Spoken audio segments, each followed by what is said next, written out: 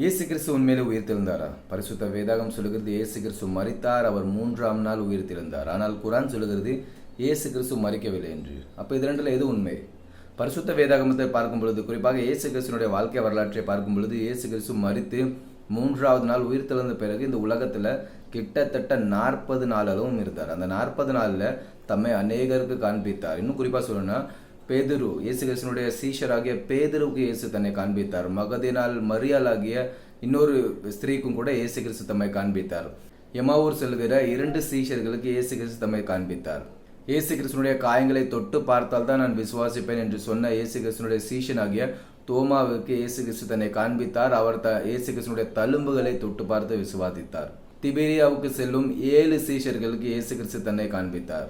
அது மட்டுமல்லாமல் பவுல் குறிப்பிடுகிறார், கிட்டத்தட்ட 500 பேருக்கும் மேற்பட்டவருக்கு இயேசு கிறிஸ்து தம்மை காண்பித்தார். பரிசுத்த வேதாகமத்தில் எக்கச்சக்கமான ஆதாரங்கள் இருக்கிறது. இயேசு கிறிஸ்து மரித்தார், அவர் 3ஆம் நாள் உயிர்த்தெழுந்தார்.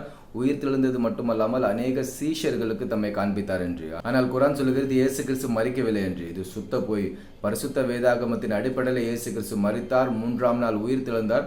அது மட்டுமல்லாமல் அநேக சீஷர்களுக்கு, அநேக ஜனங்களுக்கு தம்மை இயேசு கிறிஸ்து காண்பித்தார்.